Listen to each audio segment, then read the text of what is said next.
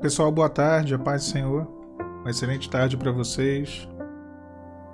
Como vocês estão nessa tarde de sexta-feira? Quase que eu falo sábado.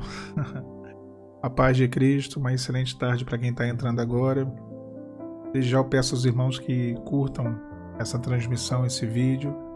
Esse vídeo para quem está no YouTube, né? E esse áudio para quem vai ouvir pelo Spotify.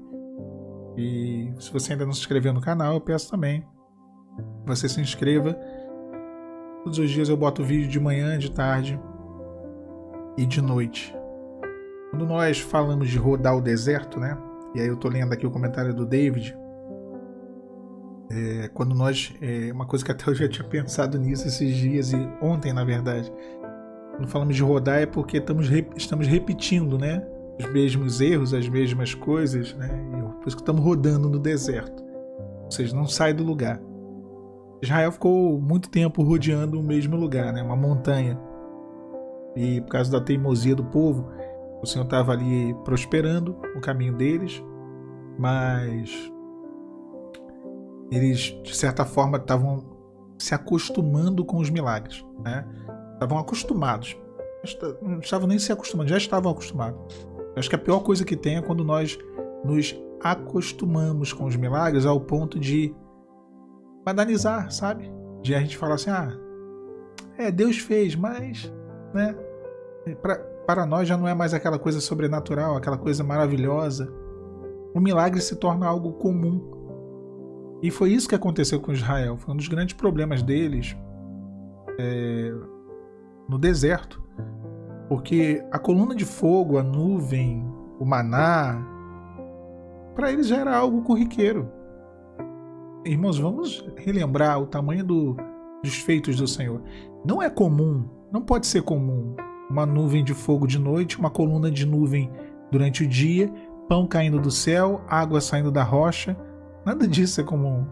Nada disso é comum. Qualquer um de nós fôssemos levados agora para aquela época, para aquele tempo, para aquele lugar, junto com o povo de Israel, ficaríamos maravilhados.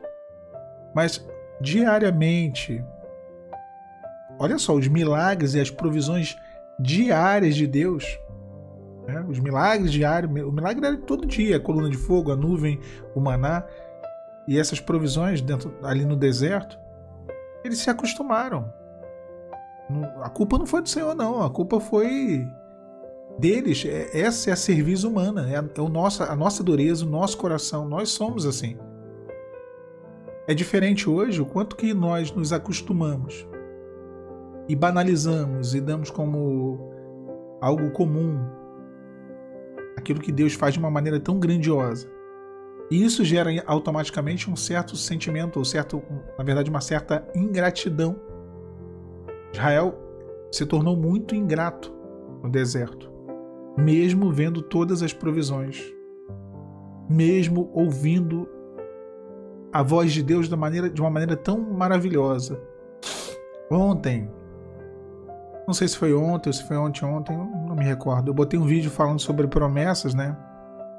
E sempre tem alguém que comenta assim, mas eu não ouço a voz de Deus. Aí até eu comentei que tinha uma irmã no chat falando que não ouvia, que Deus estava em silêncio. E aí depois eu acabei o vídeo, né? E encerrei. E aí depois de tarde eu olhei de novo os comentários do vídeo, desse mesmo vídeo. Estava lá assim, alguém botou assim, eu tô... Olha, se eu não me engano, eu acho que era isso mesmo. Há 10 ou 15 anos. Deus está em silêncio há 10 ou 15 anos na minha vida. Olha, eu posso falar aqui com a maior tranquilidade do mundo. Isso é impossível. Impossível. Impossível. Não tem como. Não, esse não é o Deus que eu conheço. Não é o Deus que eu conheço. O Deus que eu conheço, ele morreu na cruz do Calvário para possibilitar de novo a comunicação que foi quebrada no Éden. Não tem, é impossível. Isso vai contra tudo que a Bíblia mostra de Deus. É impossível. Deus não fica em silêncio esse tempo. Deus não fica em silêncio. Deus possa ser sim que ele fique alguns dias, em algum momento, por conta da nossa rebelião, por conta da nossa ingratidão, porque ele já falou, né? Ou porque ele sabe, ele conhece nosso coraçãozinho ansioso. Né? Se ele fala, a gente fica mais ansioso ainda. Não é verdade? Então, assim, isso não acontece. Deus, ele fala, e Deus fala muito. muito. Olha, se consultarmos o Senhor para as decisões da nossa vida, nós vamos obter, teremos respostas em todas as decisões. Irmãos, eu estou falando de uma maneira bem direta aqui. Você quer comprar uma casa? Senhor, está comigo nesse negócio? Você quer montar um estabelecimento? Senhor, o Senhor está comigo? Você quer viajar? Olha, você pode fazer aí um caderninho. Bota assim, a pergunta e busca do Senhor a resposta. Eu tenho certeza absoluta, o Senhor vai falar contigo o tempo inteiro. É em sonhos, é através de palavra. Você vai ligar uma rádio no teu carro, vai tocar. Você vai estar dentro da condução, alguém vai falar alguma coisa. Deus vai te dar a resposta. Nem que seja ali naquele negócio da boleia do caminhão, né? Lá aqueles dizeres que fica atrás, que seja um outdoor. Deus vai falar com você, meu irmão. Às vezes o Senhor fala mais nas entrelinhas do que propriamente dito nas linhas. Deus fala muito. O Senhor fala demais. Então, de novo a mesma questão. Nós nos acostumamos com o agir de Deus no deserto. E não só nos acostumamos, como tem um outro ponto bem interessante. Há uma certa insensibilidade, talvez consequência disso, desse costume. Uma insensibilidade. A gente não consegue estar sensível à voz do Espírito Santo. Quando você está sensível, qualquer coisinha você... Isso foi Deus, hein? Rapaz, olha o Senhor falando. Sabe aquele negócio que tu tá no meio do culto? E aí ninguém presta atenção, mas você sabe que foi o Senhor que falou alguma coisa. E aí você olha para aquele irmão que tá sempre ali no antenado, né? Que a gente brinca, que a gente fala que tá no azeite, né? Você olha pra pessoa, para aquele irmão, para aquela irmã, né? Eu tinha uma senhora da minha igreja, a gente quando era adolescente, eu tinha 14 anos, eu lembro a gente juntos, né? A gente tava confraternizando. A gente estava falando sobre a volta de Jesus. A gente falava que se a gente chegasse na igreja e tivesse vazia e a gente começasse a ficar com medo de será que Jesus voltou ou não, a gente ia procurar ver se a gente achava a irmã, porque a irmã ela era uma serva do Senhor tão cheia de comunhão, de graça, que não é possível. Se ela tivesse lá é porque Jesus ainda não tinha voltado. Se ela não tivesse, aí era um perigo. Podia ser que Jesus arrebatou a igreja e a gente ficou, né? A gente ria demais com isso. E essa irmã era assim, você olhava para ela, ela falava assim, você sentiu? Eu também senti, aquela coisa maravilhosa. É a presença de Deus, é a sensibilidade de reconhecer o Senhor no meio das provações, no meio do deserto, de saber a mão de Deus, onde está a mão de Deus, onde está o agir de Deus, que às vezes, irmãos, são coisas tão sutis, que nós não percebemos, ou que até percebemos, mas não damos o devido valor. E esse é um dos motivos pelo qual nós rodamos e rodamos e rodamos. Porque o deserto é um pano de fundo para que venhamos a aprimorar a nossa intimidade, a nossa comunhão, o nosso relacionamento com Deus. Foi para isso que o Senhor nos conduziu ao deserto, para conhecermos quem nós somos e para conhecermos o Deus que nós temos. É isso. O deserto é para isso, conhecimento do Senhor, conhecimento de nós mesmos, das nossas falhas, dos nossos defeitos, dos nossos traumas. Então é isso, e às vezes rodamos porque não avançamos para a próxima fase, porque não fazemos essa autoanálise, essa crítica, né? Eu sempre digo, e eu falei aqui esses dias, as 5 fases do luto, né? As 5 fases do luto, e quando você perde uma pessoa morrendo ou uma pessoa que vai embora, você está no luto. E o primeiro estágio do luto é a negação. E o que me espanta é que muitas pessoas que estão numa busca por uma restauração estão nesse estágio da negação ao longo de anos. Não aceitam. Negam para si, negam além de negar a realidade, negam para si mesmo, né? Aquilo que eles cometeram, os erros e tudo que aconteceu. E isso impede com que eles venham avançar. Você não avança. Chega um momento que tem que romper com o passado. Quando Deus ele chama Abraão, né? E Deus ele quer levar Abraão para uma nova etapa, a primeira coisa foi tirar Abraão de dentro da tenda. Porque a tenda era ali, talvez o lugar que ele ficasse com Sarai, com a sua esposa, né? Sarai, que viesse a ser chamada de Sara, talvez o lugar onde ele ficasse planejando, onde ele ficasse ali sonhando com Sara.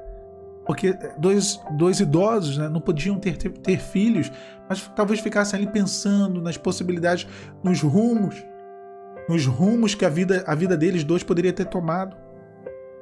Ali talvez fosse, dentro da tenda, o lugar dos sonhos deles. Mas o Senhor tira ele dali, daquele ambiente. E aí começa a tocar aquele louvor, né? Os sonhos de Deus são maiores do que os meus.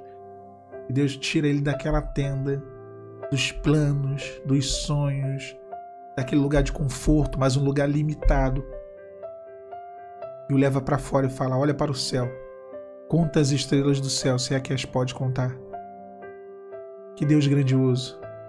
É esse o projeto de Deus na vida do homem.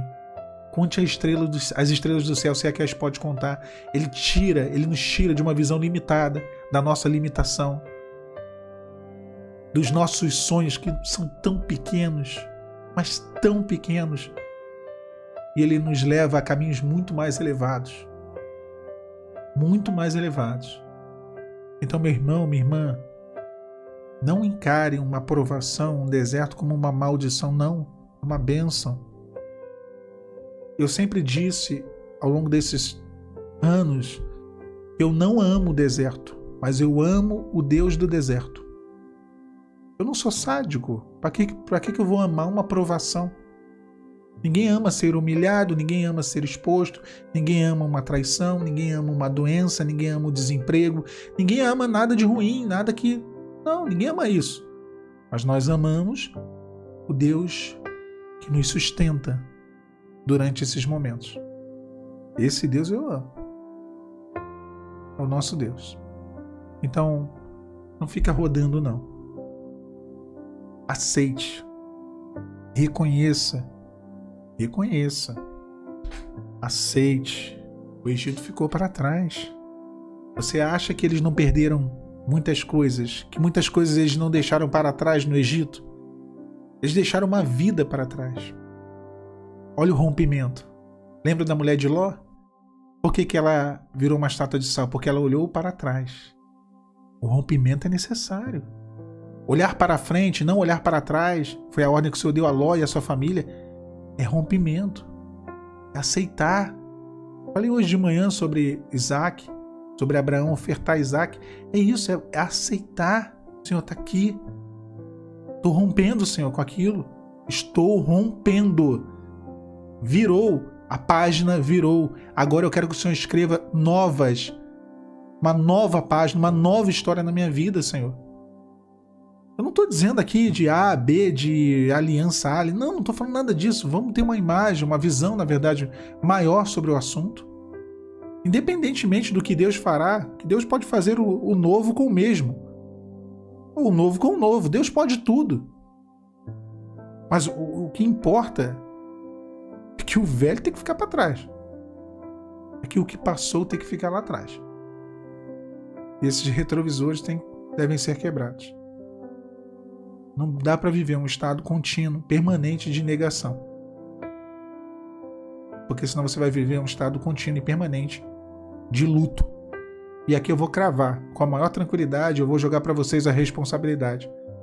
De cada 10 pessoas que eu conheço que busca freneticamente, prioritariamente, uma restauração de relacionamento, de cada 10, no mínimo 8, estão num estado permanente de luto e de negação.